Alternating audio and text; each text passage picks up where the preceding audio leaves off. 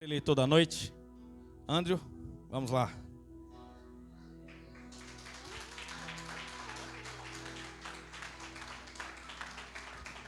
Glória a Deus. Shalom, igreja. Amém? Vocês estão bem? Pode aplaudir mais forte a presença de Deus nesse lugar, amém? Glória a Deus. Aleluia. Glória a Deus. Faz tempo que eu não subo na tribuna para trazer a palavra de Deus para a igreja. Tá? Então, se você não me conhece, eu sou o Andrew, aqui dessa igreja. Acho que não tem visitante hoje, né? Mas para quem tem, então. Para quem tá me achando diferente, eu tô carequinha, então sou eu mesmo. Mas eu tenho algo de Deus para falar para vocês hoje, nessa noite. E eu tô muito empolgado com aquilo que o Senhor Ele colocou dentro do meu coração, com aquilo que Ele queimou dentro de mim. Amém? Pra gente tratar aqui a respeito. Mas antes eu queria valorizar um pouquinho mais a presença de Deus. Então eu convido você a fechar os seus olhos, aí mesmo onde você está. Que você agora se conecte totalmente, que todas as outras vozes se calem na sua mente e no seu coração. Pode apagar as luzes por alguns instantes, que você se sinta totalmente aberto a receber essa palavra nessa noite. Comece a orar agora pedindo para que o Senhor Ele abra sua mente, os seus olhos, o seu entendimento, o seu coração. Senhor, eu oro agora para que caia sobre a igreja espírito de sabedoria e revelação, para que eles possam compreender, Senhor, qual é a largura, a profundidade, o comprimento do seu amor. Em nome de Jesus. As ruas são de ouro e de cristais. Em nome de Jesus.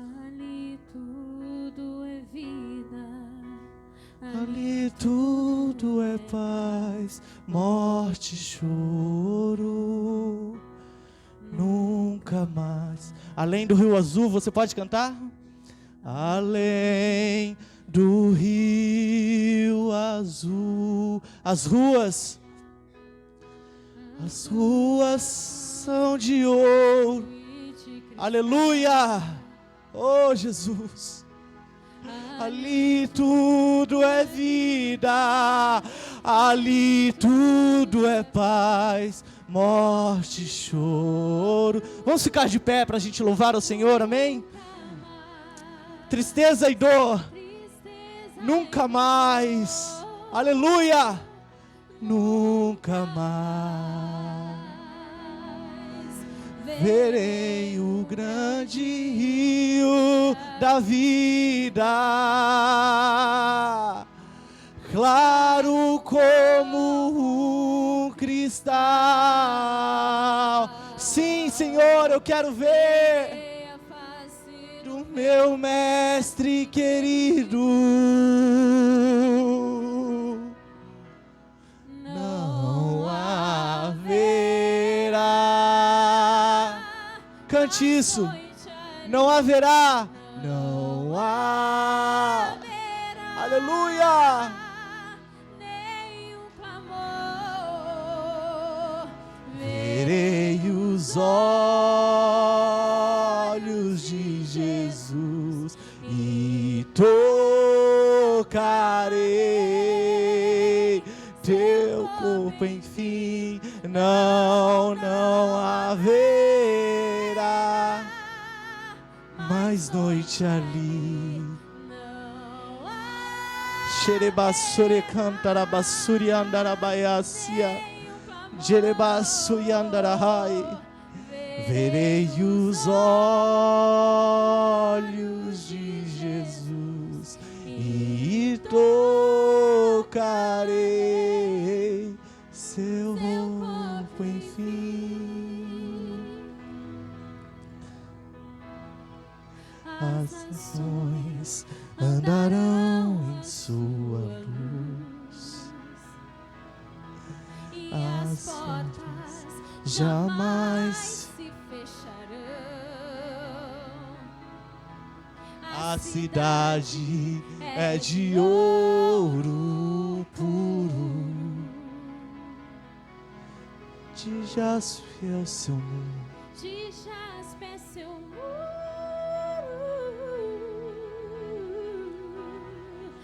além do rio azul.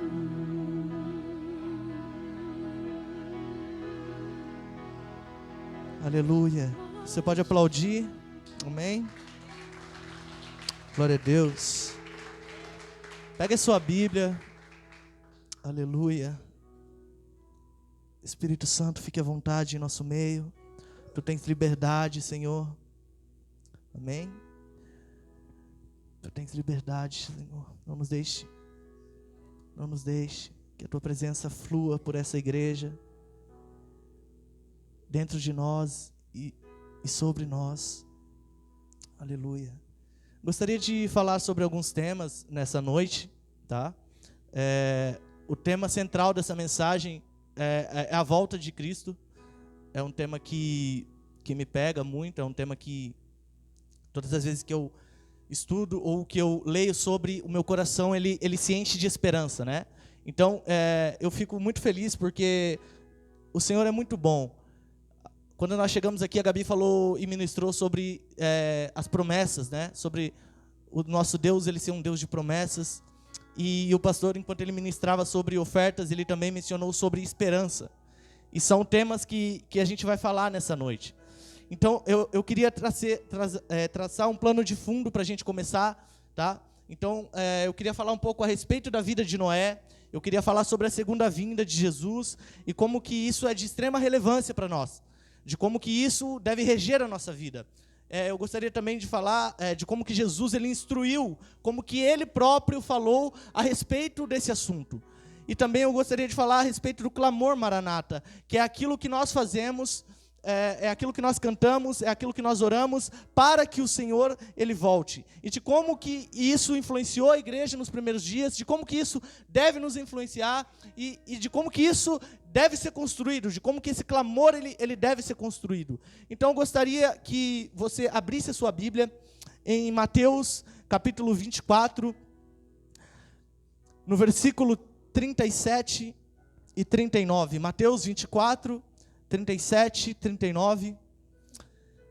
Espírito Santo de Deus, Tu és real neste lugar. Ministra os nossos corações. Envia os Teus anjos ministradores e que nós possamos ser ministrados por Ele nessa noite. Mateus 24, 37. Todos encontraram? Mateus 24, 37. Vamos ler. Pois assim, como foi nos dias de Noé, assim também será a vinda do Filho do Homem. Pois como nos dias anteriores ao dilúvio, comiam e bebiam, casavam e davam-se em casamento, até o dia em que Noé entrou na arca. E não perceberam. Então veio o dilúvio e levou a todos. Assim também será a vinda do Filho do Homem. Amém? Você pode tomar o seu assento. Glória a Deus. Você fica à vontade. Vocês estão felizes, gente? Amém? Vocês estão felizes? Fique à vontade, tá bom? Fique à vontade para você glorificar o nome do Senhor enquanto nós ministramos aqui, tá? Então, eu estou um pouco nervoso, vou confessar para vocês, mas vai dar tudo certo. O Senhor, Ele é bom. A Gabi vai me ajudar, né, Gabi? Amém? Tem um segredo que eu costumo fazer, que enquanto eu estou ouvindo a pregação, enquanto eu estou ouvindo alguém falar sobre Deus, quando eu estou sentado aí embaixo, eu oro no meu espírito. Então, eu elevo a minha oração em línguas dentro do meu espírito. Quem ora em línguas não fala a homens, mas fala a Deus e em espírito. Então, é uma dica para você que ora em línguas. Enquanto eu prego, você fique à vontade, pode orar em línguas do seu espírito, pode ligar o seu espírito ao Espírito Santo de Deus, e você vai ver que essa palavra, ela vai ficar grossa dentro de você. A palavra de Deus, enquanto ela está sendo mencionada e o seu espírito está ligado com o Espírito de Deus, a sua fome, ela aumenta por essa palavra. Então fique à vontade nessa noite, amém? Então nós lemos aqui que Jesus, ele no livro de Mateus, ele faz um paralelo do dia da vinda dele com os dias anteriores aos dias de Noé. E essa mensagem ela tem como objetivo trazer uma clareza a respeito do dia glorioso do Senhor, né? Eu vejo que esse é um tema que por muito tem sido negligenciado, um tema que por muito tem sido deixado de lado, e isso é um problema. Aqui nós temos um problema porque isso é o cerne da nossa vida. Isso é o cerne, isso é o ponto central da nossa fé, em Jesus e em Deus. Quantas vezes nós já pegamos perguntando a Deus por que Ele demora a cumprir as promessas dEle, né? Como cristão, acho que todo mundo já fez esse tipo de pergunta, teve esse tipo de pensamento, mas eu quero dizer para você que esse lugar é um lugar de perigo, porque quando nós nos pegamos pensando a respeito de se Deus ele pode ou não cumprir alguma promessa em nossa vida, esse lugar ele nos leva a esquecer de que Deus nunca se esquece das suas promessas. Então nós nos esquecemos do que Deus nunca se esquece. E isso é um perigo. Então, em 2 Pedro, capítulo 3 e versículo 9, ele vai falar que algumas pessoas acham que o Senhor ele retardou a sua vinda. Mas a gente vê que isso não é uma demora de Deus, não é uma desatenção de Deus. Nesse versículo mesmo, a gente vê que isso é um ato de amor e paciência de Deus, porque Ele diz que Ele não atrasa a sua vinda, Ele é paciente a fim de que todos cheguem ao arrependimento. Então a gente vai tratar um pouco disso, tá bom? E agora eu quero trazer a respeito da vida de Noé, porque Jesus ele está falando a respeito do dia em que Ele voltaria com seus discípulos lá em Mateus 24, e eu quero que você deixe a sua Bíblia aberta aí em Mateus 24, tá bom, gente? Eu preciso que vocês deixem a sua Bíblia aberta, porque a gente vai passear bastante na Bíblia, amém? Se você trouxe seu bloquinho de nota, ou se você quiser anotar, porque eu acho que não vai dar tempo de ler todos os versículos que eu anotei, mas você pode anotar aí e você pode conferir na sua casa. Isso aí é o maior ponto para saber se tem alguém pregando alguma coisa errada. A sua Bíblia ela precisa estar aberta enquanto você escuta alguém falar. Então deixa a sua Bíblia aberta em Mateus 24. Gente, não é nem um pouco difícil olhar para os nossos dias, não é nem um pouco difícil olhar para a atualidade e olhar para Gênesis capítulo 6, que é os dias de Noé, que é o que estava acontecendo naqueles dias, e entender de que há uma semelhança muito grande. Quando a gente leu aqui em Mateus 24, que Jesus diz que eles casavam e davam-se em casamento, que eles comiam e bebiam. E o Senhor, Ele não faz nada na terra sem antes falar com os seus profetas. Então o Senhor, Ele diz para Noé, constrói uma arca, porque vai chover muito. E eu vou devastar a humanidade, porque nenhum pensamento deles mais são bom. Todo tipo de pensamento do homem naquela época era mau. E a Bíblia diz que que isso cortou o coração do Senhor. Veja o que está escrito. O Senhor viu quão grande era a maldade do ser humano na terra, e que toda a inclinação dos seus pensamentos e do seu coração era para o mal, o tempo todo. Então o Senhor, Ele se arrependeu de ter feito o ser humano sobre a terra, e isso lhe cortou o coração. Veja o peso que traz esse versículo em Gênesis 6. Veja o peso que traz esse versículo, porque a Bíblia diz que o Senhor, Ele se arrependeu, mas essa palavra no original, no grego, no hebraico, ela quer dizer techuvá. O original de se arrependeu aqui em Gênesis é techuvá. E o que quer dizer essa palavra? Ela quer dizer de volta à origem, voltar à origem. Então o coração de Deus queria fazer tudo de novo, fazer como Ele planejou no começo. E aqui nesse versículo também revela outra coisa, que a paciência de Deus ela tem limite. A maldade do ser humano estava aumentando gradativamente, e o Senhor, Ele se entristece com isso, e Ele decide trazer o dilúvio, trazer o seu juízo a toda essa iniquidade. Então, se a gente vê que o egoísmo, né, o ego, o aumento da maldade,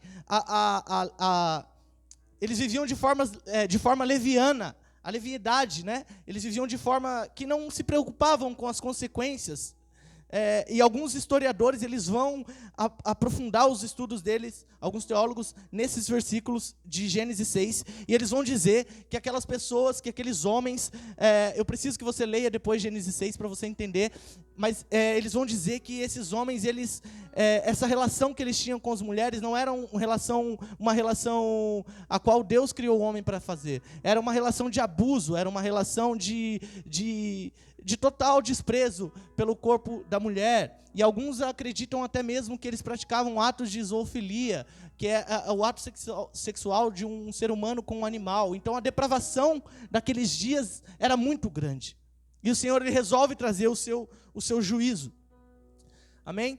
Mas há um porém nessa história toda, que é que o Senhor ele sempre vai olhar para a terra. Antes de ele fazer qualquer coisa, ele sempre vai olhar para a terra. O Salmos, capítulo 53, e versículo 2, diz que lá do céu o Senhor olha para a humanidade, procurando alguém que compreenda os seus planos, alguém que busque a Deus. Existem vários e vários versículos, Gênesis 16, Salmos 113, Salmos 102, que vai dizer que Deus ele olha para a terra.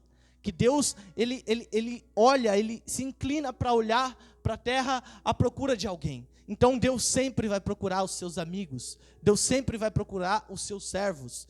Em 2 Crônicas 16, 9 diz assim: porque os olhos do Senhor contemplam toda a terra, para revelar-se poderoso para com aqueles cujo coração é plenamente dele. Então o Senhor ele está sempre procurando alguém. E o Senhor, naquele tempo, ele olhou para a terra e ele encontrou Noé. E a Bíblia diz que, Gênesis 6, porém o Senhor encontrou favor aos olhos, Noé encontrou favor aos olhos de Deus. E Noé era homem justo e íntegro entre as pessoas da sua geração. E ele andava com Deus. E aqui eu tenho uma chave, que é a respeito daquilo que você tem e daquilo que você carrega dos seus pais. Porque Noé era um filho ele era um filho de Enoque. E a Bíblia diz que a biografia de Enoque, ele andou com Deus, essa é a biografia dele. Então Noé, ele também andou com Deus, ele olhou para o seu pai, ele entendeu que o pai dele andava com Deus. E ele também resolve andar com Deus. Então, o Senhor, ele olha para a terra e ele encontra Noé. E aí e você conhece a história, o Senhor ele fala que vai ter o dilúvio e ele pede para Noé construir uma arca. E aqui a gente vai falar sobre o propósito de Noé, porque na verdade o propósito de Noé nunca foi a construção da arca. O propósito que Deus ele tinha para Noé era a restauração do mundo, porque a arca ela não podia ser o fim em si mesma, porque aí depois, o que ia acontecer? Então, o Senhor ele não chamou apenas para a construção de uma arca, não chamou Noé apenas para ser salvo. Ele estava querendo dizer, Noé, você vai ser salvo, mas você vai precisar trabalhar depois para reconstruir toda a humanidade, que vai ser carregada e levada por esse juízo. Então, quando a gente fala de arca, a arca ela simboliza a salvação. Mas esse não era o propósito de Noé. O propósito de Noé era a reconstrução do mundo. E aqui eu pego um gancho para falar sobre a nossa salvação. Ela não pode ser um fim em si mesma. Você não pode vir aqui todos os dias e garantir a sua salvação e achar que é só isso.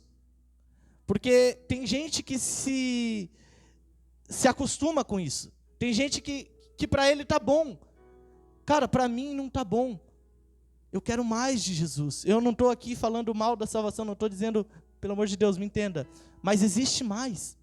Existe muito mais. Então você não pode vir aqui todos os dias de culto atrás de um milagre e viver a sua vida procurando por um milagre. Porque até mesmo o milagre ele passa.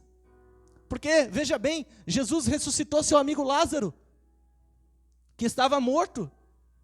Mas Lázaro não está vivo até hoje, ele morreu de novo. Então até o nosso milagre é passageiro nessa vida. Existe algo que é eterno, e é isso que Deus deseja revelar para os homens. Existe algo dentro do coração de Deus que é eterno. Amém?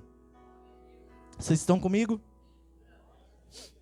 Agora que a gente traçou um plano de fundo sobre a vida de Noé, já que o Senhor Jesus, ele linkou o dia da vinda dele com os dias de Noé, eu gostaria de falar um pouco sobre a segunda vinda, sobre a volta de Jesus. E isso é de importância extrema para nós. Pelo amor de Deus, gente, nós temos fé em Cristo Jesus. Como é que nós podemos deixar de lado o assunto mais importante da nossa fé? O dia em que Ele vai voltar. Porque eu não sei vocês, mas para mim isso é a coisa mais importante no Evangelho. É o retorno de Jesus. Porque não faz sentido apenas ser salvo para ser salvo. Eu preciso ser salvo para fazer alguma coisa. A salvação, ela não pode ser um fim em si mesmo. Ela é um meio para algo maior, para algo eterno. A salvação, ela tem que produzir em nós o desejo pela vinda de Jesus. Porque veja bem, Jesus, ele não pregou o evangelho da salvação. Vocês estão me entendendo? Ele pregou o evangelho do reino. Ele pregou o evangelho do reino. Então ele dizia: arrependei-vos, porque é chegado o reino dos céus. Então,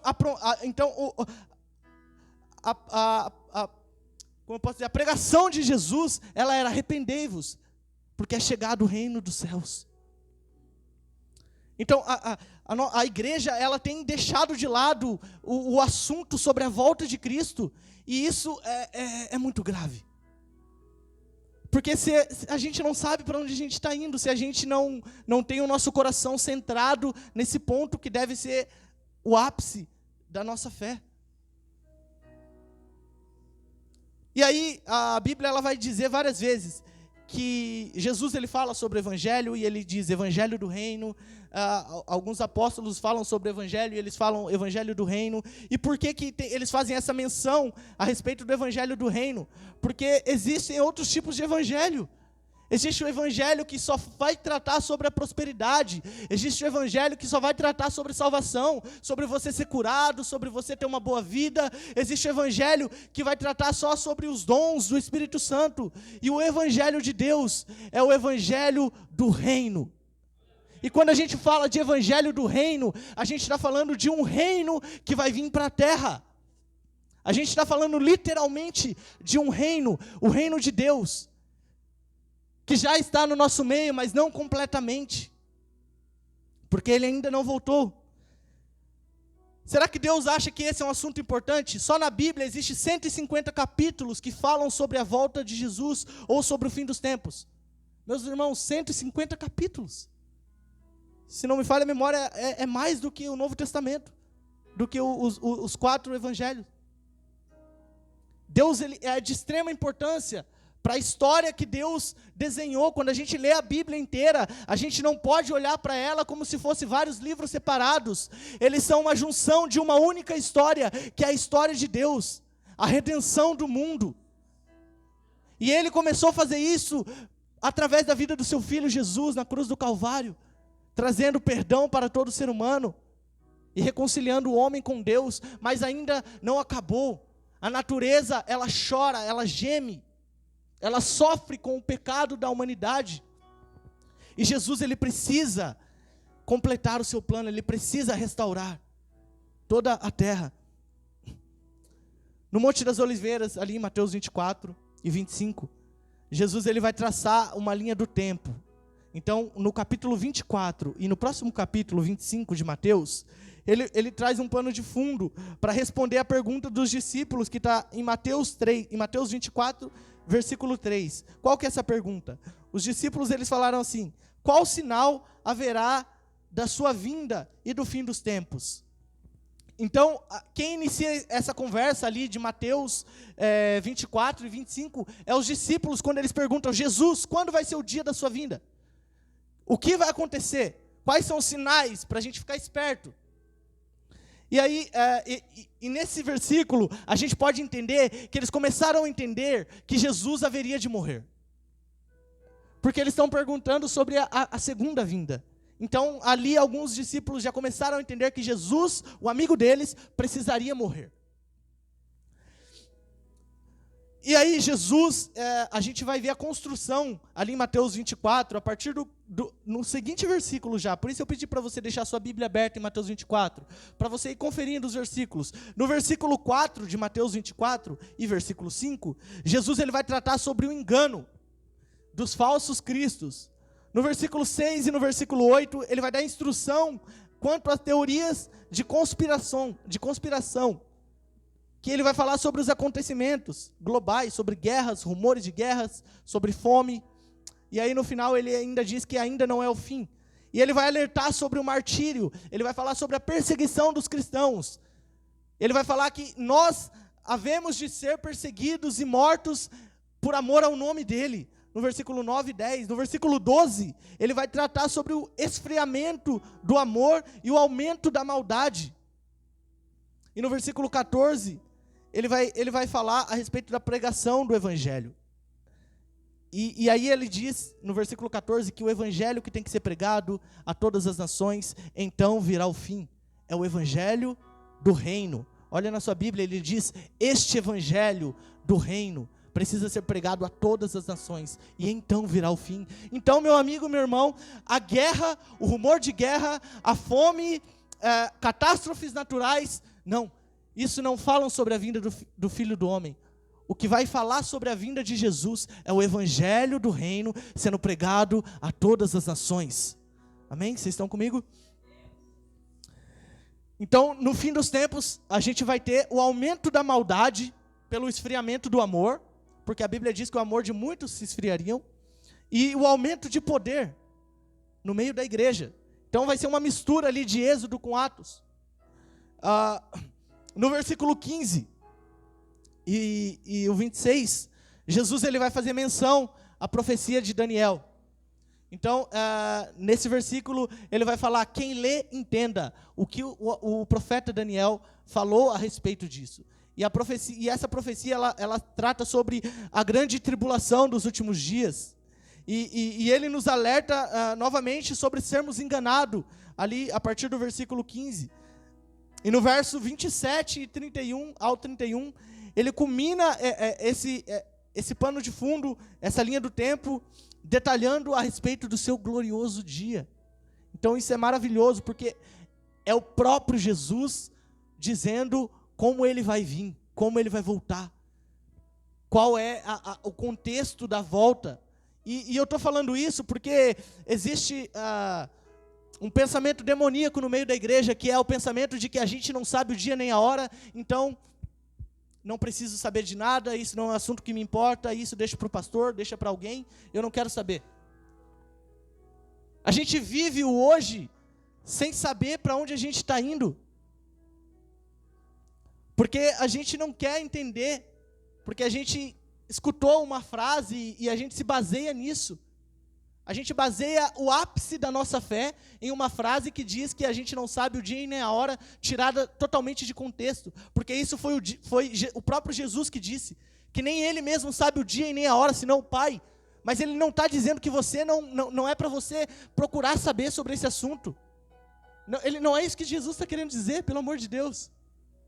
Tanto é que ele dá sinais sobre o dia da sua vinda. Então a gente tem que parar com isso de achar que a gente não precisa saber, que a gente não precisa estudar, que a gente não precisa ler o Apocalipse, que a gente não precisa ir mais a fundo nesse contexto. Porque isso é o próprio Jesus chamando a gente para entender. Então no versículo 15 de Mateus 24, ele vai falar quem lê entenda o que disse o profeta Daniel. E algumas semanas o pastor ele pregou Daniel 9 aqui. Ele não chegou nesses versículos, mas nos últimos versículos de Daniel 9, ele vai falar sobre a visão que ele tem da grande tribulação e do anticristo. Então, Jesus ele tá fazendo um chamado, quem lê entenda, ele está chamando a gente para ler as profecias de Daniel. No versículo 16 e no versículo 22, ele vai tratar sobre a grande tribulação, e ele desmascara nesse versículo uma teologia que é totalmente falsa, de que a gente vai escapar da grande tribulação. Então ele desmascara essa teologia de escapista, de que a gente não vai estar presente na grande tribulação. E no versículo 27 ao 31, ele vai falar sobre o seu glorioso retorno, ou seja, como ele vem. No versículo 36 ao 40, Jesus ele faz um paralelo da sua vinda com o dilúvio, né? Como a gente leu lá no começo da pregação. E ele nos dá vislumbres sobre sermos deixados na terra, que terá de ser reconstruída. Então, aqui é que está o ponto. Eu queria ler com você Mateus 24. Vamos ler o versículo 36. E a gente continua lendo. Pois assim como foi nos dias de Noé, assim será a vinda do Filho do Homem, pois como nos dias anteriores ao dilúvio, comiam e bebiam, casavam e davam-se em casamento, até o dia em que Noé entrou na arca, e não perceberam. Então veio o dilúvio e levou a todos. Assim também será a vinda do Filho do Homem. Então, 2 estarão num campo, um será levado e o outro será deixado. 2 mulheres estarão trabalhando no moinho, uma será levada e a outra será deixada. E aqui o que eu quero dizer é que se Jesus, ele traça um paralelo entre o dia da sua vinda com os dias do dilúvio, e a gente leu que o dilúvio, ele levou a todos, né? Então a gente está falando, a pessoa que foi levada é a pessoa que sofreu o juízo de Deus. E a pessoa que... Então, se a gente olhar para os dias de Noé, Noé não foi levado. Noé foi deixado. Quem foi levado foram as pessoas daquela geração. Os ímpios daquela geração foram levados pela forte água. Então a gente tem essa visão de que a gente vai ser levado e as pessoas, os ímpios vão ser deixados. Só que na verdade Jesus está mostrando para a gente que é um pouco diferente. Porque depois do juízo, veja bem, o coração de Deus ele não é destrutivo. Deus não quer destruir nada. Porque a Bíblia diz que quando ele criou a terra e tudo que há nela, ele viu que era bom. Por que motivo ele haveria de querer destruir? Quando o dilúvio cai sobre aquela geração ímpia, Noé é deixado na terra, porque ele precisava reconstruir a humanidade. Então, aqui há um ponto para a gente, será que a gente vai ser levado e tudo? E aí é que está uma grande hipocrisia da nossa parte, porque a gente não quer saber sobre isso, não é um assunto que nos interessa, não é um assunto que mexe com a gente. A gente gosta de Espírito Santo, cara. A gente gosta do mover. A gente gosta sabe, cara, a gente gosta da cura, do milagre, da campanha de não sei do quê. Mas a gente não se preocupa com o que Jesus disse a respeito dos últimos dias. E sinceramente, a gente está caminhando para lá. Uma hora a gente vai chegar lá. Só que, ao mesmo tempo que a gente não liga para isso, a gente constrói a teologia da nossa salvação, daquilo que a gente acredita, em frases de músicas, em frases de pregações, que a gente nem se preocupou em ir na Bíblia para ver se está certo. Então a gente não quer saber sobre o fim dos tempos. Mas eu sei que eu vou ser levado e que tudo vai ficar aqui, e que eu não vou passar pela grande tribulação, porque ela é para as pessoas más, e eu estou com Jesus, eu estou salvo, amém, vou ficar no céu para sempre, tocando harpinha. Então, esse é um grande problema da igreja. A gente constrói a nossa teologia em música. A gente constrói, quem nunca assistiu Deixados para Trás, meus amigos? Quantos de nós construímos a nossa teologia a respeito do fim dos tempos em cima daquele filme? Em cima de um vídeo de YouTube, de conspirações? Veja bem, vocês estão me entendendo? Vocês estão muito sérios. É um assunto um pouco delicado, mas é importante. Amém? Então, veja bem, Deus, Ele não tira seus escolhidos dos momentos de tribulação. Como assim? Se o juízo de Deus não é para nós, porque não faz sentido Ele deixar a gente aqui. E de fato não faz mesmo. Se não é encaminhado para nós, se não é direcionado para nós, o dilúvio, por que Jesus deixou Noé? Por que Deus deixou Noé? Por que Deus não tirou Noé e depois fez o dilúvio e depois colocou Noé de novo na terra? Porque isso não é o caráter de Deus. Esse não é o caráter. E através disso, ele demonstra o seu poder. Ele demonstra a sua glória. Então, veja bem, no dilúvio, ele não tirou Noé. Noé participou do dilúvio. A chuva caiu sobre Noé. A diferença é que ele não estava exposto. Ele decidiu obedecer a Deus e ele construiu uma arca. E Deus foi glorificado. E ele deu continuidade. Veja bem, em Êxodo 7, do capítulo 7 ao 12, a Bíblia vai falar a respeito das pragas que o Senhor ele lançou no Egito. Meus amigos, os filhos de Deus, os hebreus, eles estavam lá. Eles estavam naquele mesmo Egito, em que as pragas desceram. Mas o Senhor os livrava. Eles estavam lá, mas o Senhor os livrava. Em Daniel 3, capítulo 3 e capítulo 6, a gente vai ver os 3 jovens da fornalha, Sadraque, Mesaque e Abednego. A gente vai ver no capítulo 6, Daniel na cova de leões. Não, o Senhor, ele não escapa, ele não tem ele não tem desejo em tirar você dali, ele precisa que você passe por situações para que o nome dele seja glorificado, mas você tem que entender que em todo tempo ele está te livrando. Que em todo tempo ele está com você, você não está sozinho. Então não é do caráter de Deus remover o seu povo, tirar o seu povo de um lugar onde ele vai derramar juízo. Mas ele está livrando o seu povo em todo tempo, assim como ele livrou os primogênitos dos hebreus. Enquanto a morte, o espírito da morte passava por toda aquela terra, através do sangue do cordeiro nos umbrais, os filhos da promessa foram livres da morte. Então não, o Senhor ele não tira a gente vai passar pela grande tribulação, a gente vai passar por momentos difíceis, mas a gente tem que entender que em todo tempo ele vai estar conosco. Eu vou dar uma acelerada, gente, que senão eu não vou conseguir terminar, mas quero sua atenção para mais alguns tópicos. Nunca na história, e aqui a gente vai começar a falar sobre o clamor Maranata. A gente falou um pouco sobre a vinda de Cristo, sobre como ele linka isso com os dias de Noé. E nunca na história se ouve falar tanto sobre o clamor Maranata como nos dias atuais ou nas 2 primeiras gerações, na igreja primitiva. É o povo que mais esperava. Nós também somos considerados o povo que mais espera, ainda que nós somos considerados os que mais espera, mas os que menos querem saber a respeito disso. Olha que paradoxo. Mas a igreja primitiva, eles ansiavam a volta de Cristo, eles viviam de forma radicalmente esperando e aguardando o retorno de Cristo. E a Bíblia diz que em Apocalipse 27, em Apocalipse 22, capítulo 17, que o clamor do Espírito e da noiva é: ora vem Senhor Jesus. Então esse tem que ser o clamor do seu coração. Esse tem que ser o clamor da sua vida. O clamor da sua vida não é: Jesus, eu preciso de uma casa. Vamos lá. O clamor da sua vida não pode ser: Jesus, eu preciso casar antes que você volte. O clamor da sua vida não pode ser: Jesus, eu preciso de um carro, eu preciso de alguma coisa.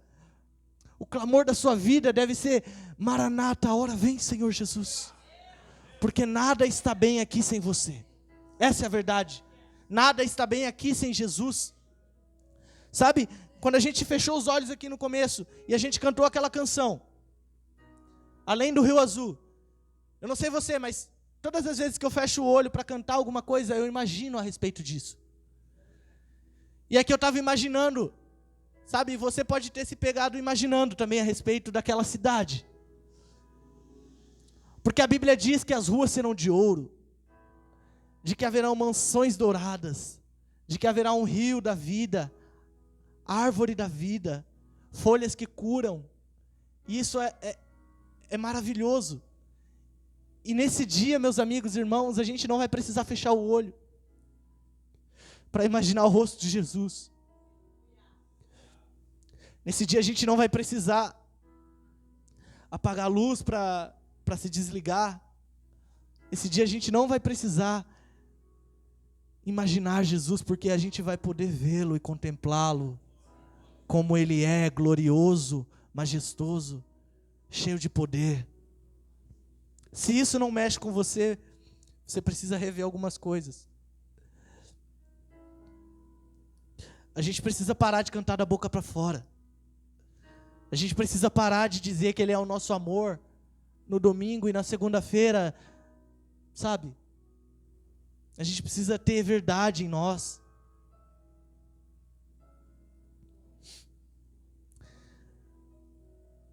A igreja primitiva, ela via com urgência o fato de que Cristo ele voltaria. Eles tinham isso como uma consolação e encorajamento, porque eles estavam sendo perseguidos, e mesmo que eles morressem, era o encorajamento, esse era o motivo de coragem que aquelas pessoas tinham ao entrar em um coliseu cheio de leões, ao serem apedrejados, ao serem crucificados, ao serem queimados nas ruas de Roma, porque eles acreditavam que essa era a promessa de Deus. Jesus ressuscitou e eu vou ressuscitar também com Ele. Vamos lá, alguém? Eles tinham uma urgência na missão da evangelização, e aqui eu vou trazer a conclusão disso, porque a gente não pode cantar Maranata, a gente não pode ter esse clamor dentro de nós, ainda que isso seja a coisa mais bela que tem na vida de um crente. O desejo pela volta de Jesus, ele tem que ser fundamentado por arrependimento e pela pregação do evangelho do reino, porque não faz sentido.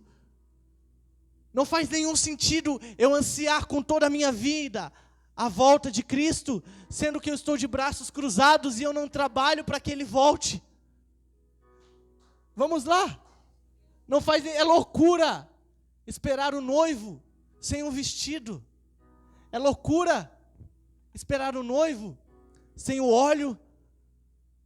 Vocês estão me entendendo? É loucura, gente, a gente cantar Maranata, ansiar pela volta de Cristo, sem pregação do Evangelho, sem pregação do Evangelho genuíno, o qual é fundamentado no arrependimento. No livro de Hebreus, capítulo 6, a Bíblia vai tratar sobre as principais doutrinas elementares de Cristo, e o arrependimento é a primeira delas. Então, não existe Evangelho sem arrependimento. E graças a Deus que a gente está numa igreja que prega sobre arrependimento. Mas a gente precisa ter lágrimas nos olhos quando a gente fala disso. A gente precisa que isso seja uma verdade em nossa vida, em nosso coração. Vamos lá. A gente precisa se arrepender. A gente fala tanto em avivamento. Em 2 Crônicas, vai falar que se o meu povo que se chama pelo meu nome se humilhar e orar e se afastar dos seus maus caminhos, então eu ouvirei, descerei do céu e sararei a sua terra. Meu irmão, isso é avivamento. E o avivamento, a base do avivamento também é o arrependimento. Então, se você quer ser uma pessoa avivada, você precisa se arrepender. Vamos lá, alguém? Lucas capítulo 5, a Bíblia diz que Jesus ele não veio para os justos, ele veio trazer arrependimento aos pecadores. Essa é a primeira doutrina da vida de Cristo, da vinda dele aqui na primeira passagem. Ele veio trazer arrependimento, e o nosso clamor, ele deve estar fundamentado e construído totalmente na oração de arrependimento, nos atos de arrependimento, na mudança de mente, na mudança de ato. E o que acontece enquanto a gente canta Maranata, enquanto a gente ora, Senhor vem, a gente precisa pregar o Evangelho. A gente não pode, sabe, gente? A gente vem aqui, a gente recebe tantas porções de Deus, sabe? Eu fico imaginando quantas pessoas dariam a vida em países perseguidos para ter uma garagem como essa e a liberdade de ouvir a respeito de Jesus, a respeito de Deus. E a gente ouve isso e a gente coloca no bolso e a gente vai trabalhar na segunda-feira como se nada tivesse acontecido. Sabe, a Bíblia diz que o Evangelho é o poder de Deus. Ele está dentro de nós. Cara, o pastor ele fala isso e eu vejo a dificuldade da gente entender a respeito do poder. Cara, é tão simples. É alguém estar enfermo e você pôr a mão naquela pessoa e ela ser curada instantaneamente. Isso é o poder de Deus. O apóstolo Paulo, ele diz que ele não pregou com palavras sábias, ele não pregou com sabedoria, ele não pregou com persuasão. Ele não quis enganar as pessoas e com métodos, com técnicas de pregação e proclamação. Ele diz que ele pregou com poder, com o evangelho de poder, com o evangelho poderoso, com o mover do Espírito Santo na vida dele. Vamos lá, alguém? A gente precisa ansiar pelo poder de Deus. Isso vai ser tão necessário para nós. Porque quando o nosso amigo ele está enfermo no nosso trabalho, a gente pode orar por ele, ele pode ser curado, e ali pode ser plantada uma semente. E você pode pregar o evangelho, e aquela pessoa pode ser salva. Tudo por causa de uma oração, tudo por causa que você não tem vergonha. Mas a gente tem vergonha, e a gente não pode ter. Vamos lá.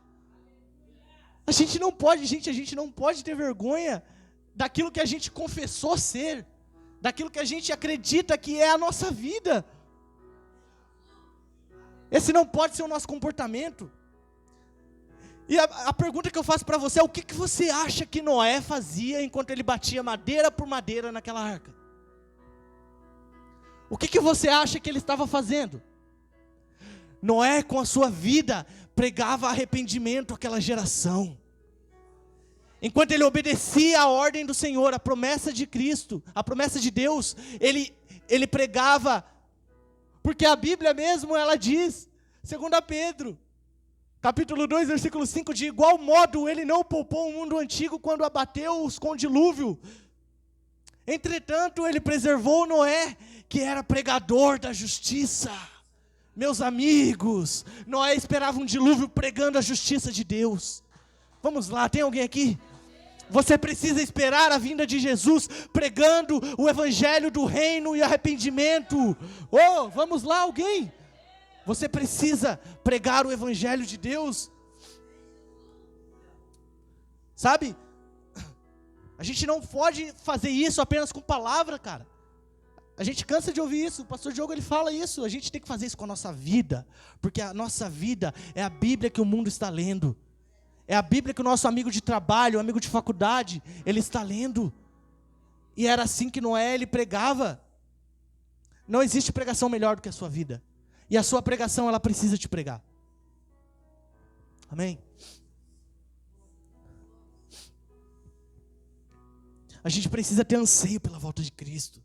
A gente precisa de ter desespero por isso. E isso não pode ser fundamentado em controvérsias, em palavras que a gente escuta de alguém, a não ser a Bíblia. A não ser o que o próprio Cristo fala sobre isso. A gente não pode fundamentar o que a gente acha que é de mais valor na nossa vida, que é a volta de Cristo. Para mim é o que eu tenho de mais valoroso. É o dia em que eu verei. E a Bíblia diz que todo olho verá. Todo olho verá com poder e grande glória vindo sobre as nuvens. Aqueles caras da igreja primitiva, eles tinham isso de uma forma tão viva dentro deles. Porque um dia, Jesus ressurreto estava com ele em Atos capítulo 1.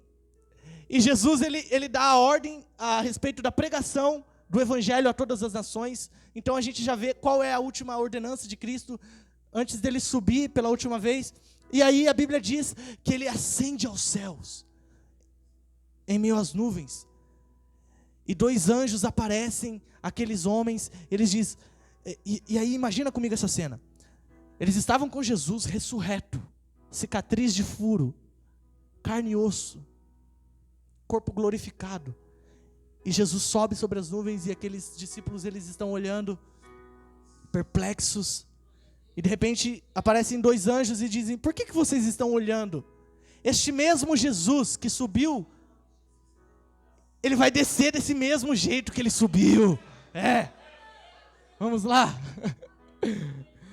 Gente, isso precisa nos apaixonar, nos envolver. A gente precisa estar envolvido com o que rege a volta de Cristo.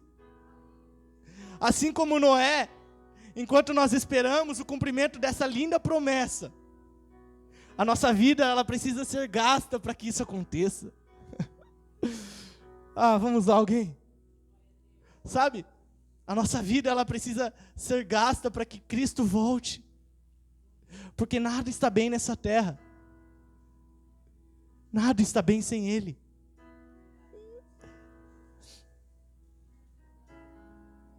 Como que a gente faz isso, André? Como que eu posso gastar minha vida para Cristo voltar. Olha o que diz em 2 Pedro. Meu Deus, você precisa ler essa carta. 2 Pedro, capítulo 3, versículo 11 e 12.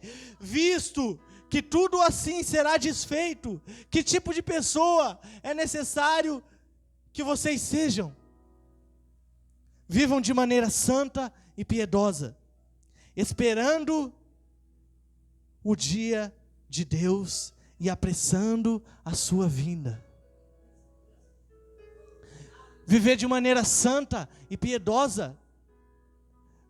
Ser santo não é não ter pecado, é se limpar todo dia, se arrepender todo dia. E ser piedoso, você precisa ser piedade precisa estar dentro de você, compaixão precisa estar dentro de você, porque esse estilo de vida apressa o dia do Senhor. Será que tem alguém aqui comigo? Vocês estão me entendendo? Viver de forma santa e piedosa apressa o momento mais esperado da história, o momento mais esperado para nós, a volta de Jesus. Porque nada está bem aqui enquanto Ele não estiver aqui. A gente desfruta da presença de Deus em um culto, e o culto mais maravilhoso. Eu quero que você agora feche os seus olhos. Imagine o culto mais poderoso que você já participou. O culto mais poderoso que você já participou. A presença mais forte de Deus que você já sentiu. Isso não se compara ao dia em que Jesus estiver literalmente na terra. O culto mais poderoso que eu já participei, meus amigos, não se compara ao dia em que a presença dele estará totalmente na terra. Porque Deus deseja habitar com os homens.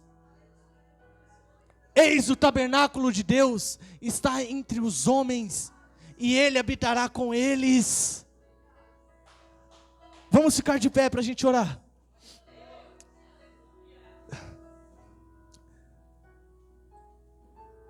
Quantos aqui desejam viver para esse dia?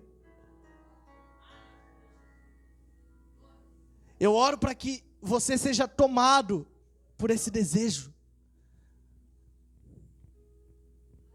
A minha oração é para que você nunca mais saia desse lugar de espera.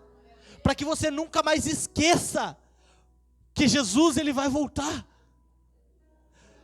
O apóstolo Paulo, ele diz que ele trata a volta de Cristo como a bendita esperança.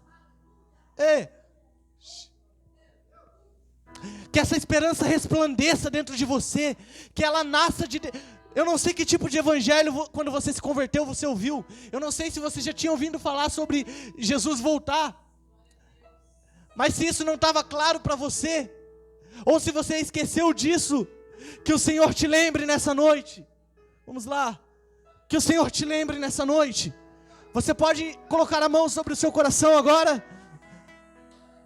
Vamos lá, Gabi.